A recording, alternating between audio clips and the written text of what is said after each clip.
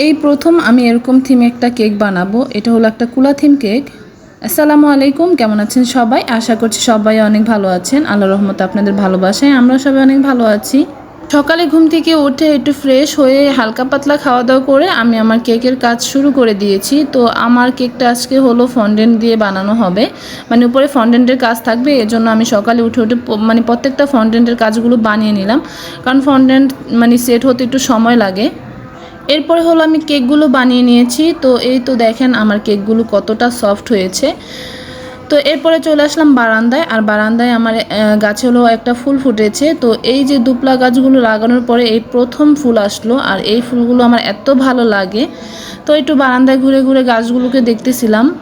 সারাদিনে দেখা যায় অনেক কাজই করি, যখন মনটা ভালো লাগে না বা শরীরটা খুবই টায়ার্ড লাগে তখন আমি একটু আমার বারান্দায় চলে আসি। আর আমার বারান্দায় হলো আসলে আমার মন শরীর সব কিছুই অনেক শান্তি শান্তি একটা লাগে। তার মানে আমার বারান্দাটা আমার খুব পছন্দের একটা জায়গা। যখনই আমার মন খারাপ বা খারাপ মানে একটু শরীর ক্লান্ত লাগে তখনই বারান্দায় চলে আসি। এই তো কেকগুলো বানিয়ে রেখে এখন হলো আমি রান্না বান্না করতে চলে আসছি। আর কেকের ডেকোরেশনটা পরে করব, আগে হলো রান্নাটা করে নেব, না হলে দেখা যাবে আবার দুপুরে খাওয়ার চিন্তায় আবার মানে আমি কেকের কাজ ভালো মতো করতে পারবো না। তো এই জন্য আগে আমি রান্নাটা করব, এরপরে হলো কেকের কাজ করব। তো আজকে হলো আমি একটু সবজি রান্না করব। এখানে অনেক পদের সবজি আছে, এখানে কলা আছে, দুন্দুল আছে, এরপরে হলো পেঁপে, বেগুন, পটল, এরপরে লাউ, মানে সব পদেরই সবজি আছে আর কি। তো এই জন্য চিন্তা করলাম যে একটু সবজি রান্না করি, ভালো লাগবে। তো সব পদের সবজি আমি এখন কেটে নিব, মানে সাইজ মতো কেটে নিব। এরপরে হলো আমি সবজিটা রান্না বসিয়ে দিব। আর আমি একটু তাড়াহুড়োই করতেছিলাম, কারণ আমার কেকের অর্ডার আছে, কেকের কাজটাও করতে হবে। আর কেকের কাজ যেহেতু ফন্ডেন্ট দিয়ে করতে হবে, তো সকালে আমি উঠে ফন্ডেন্টের কাজগুলো বানিয়ে নিয়েছি। তো আমার কাজ অনেকটা এগিয়ে গিয়েছে।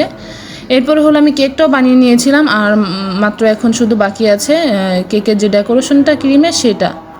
এই তো কথা বলতে বলতে এখানে আমি সবজিটা রান্না বসিয়ে দিয়েছি। আর কলাটা যেহেতু সবজিতে দিলে কালো হয়ে যায়, এজন্য কলাটাকে আমি হলো আলাদা একটু হলুদ মেখে রেখে দিয়েছিলাম, তাহলে দেখা যাবে সবজিটা আর কালো কালো হবে না।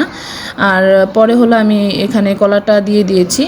আর এখানে হলো আমি আলু আর বেগুন কেটে নিয়েছি মাছ রান্না করার জন্য। আজকে হলো রুই মাছ রান্না করব।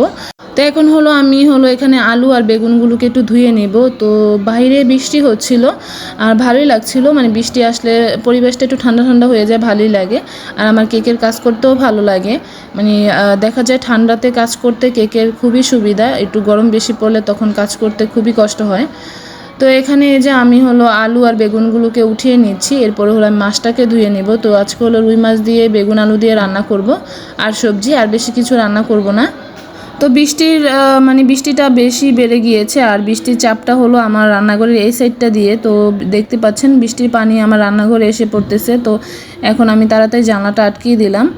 এরপরে হলো আমার সবজিতে এখন আমি কাঁচামরিচ দিয়ে দিয়েছি, মানে অনেকক্ষণ ধরে কষিয়ে নিয়েছি। এখন আমি এখানে পানিটা দিয়ে দিব, মানে যতটুকু পানি লাগে ততটুকু পানি দিয়ে দিব। আর সাথে আমি এখানে একটু চিংড়ি মাছও দিয়েছিলাম যাতে একটু ফ্লেভারটা ভালো আসে। আর সাথে কয়েকটা কাঁঠালের দানা ছিল, সেটাও আমি দিয়ে দিয়েছি। আর এই যে পানিটা যখন বলক চলে আসছে তখন আমি এখানে উপর থেকে দুন্দুলগুলো দিয়ে দিয়েছি। দুন্দুলটা আগে দিলে দেখা যায় সবজির কালারটা নষ্ট হয়ে যায়, তো এই জন্য আমি দুন্দুলটা একটু পরেই দিই। তো এই তো আমার সবজির ফাইনাল লুক, আর খেতে খুবই মজা হয়েছিল। তো মাঝে মাঝে এরকমভাবে সবজি রান্না করি, একটু সবজি খাওয়া শরীরের জন্য ভালো। তো এই তো আমার রান্না বান্না মানে সংসারের টুকিটাকি কাজ করে এখন চলে আসছি আমার বিজনেসের কাজ করার জন্য। তো এই তো আমি কেকটাকে এখন মানে ফাইনাল ফিনিশিং দিয়ে নিব। আমি ক্রাম কোটিং করে কিছুক্ষণ ফ্রিজে রেখে দিয়েছিলাম, এখন হলো আমি ফাইনাল ফিনিশিং দিয়ে দেবো। আর আজকের কেকটা ছিল একটা হলুদের কেক আর কি, তো এই জন্যই কেকটা হলুদ থিম হবে। তো এখানে আমি হলুদ কালার মিক্স করে নিয়েছি, এরপরে হলো আমি এখানে ক্রিমটা লাগিয়ে নিচ্ছি।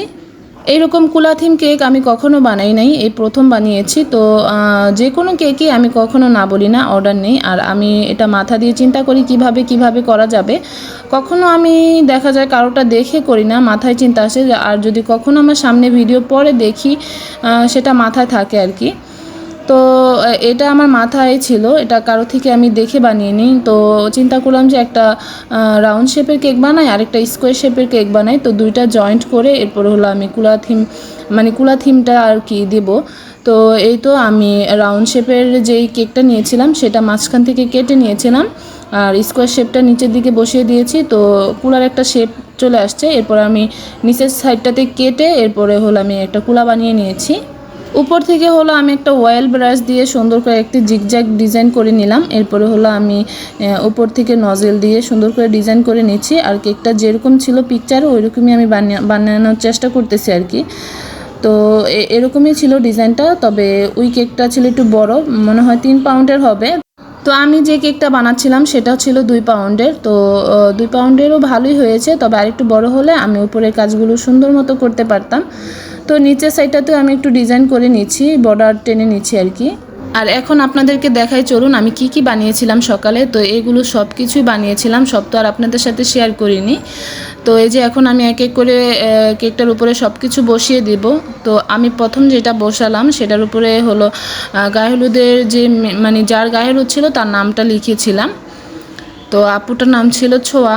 তো আজ ছোঁয়ার গায়ে হলুদ লিখেছিলাম। এরপরে হলো আমি এক এক করে সবগুলোই বসিয়ে দিচ্ছি। আর এখানে আমি শাড়ি বানিয়েছি, দেখতে পাচ্ছেন।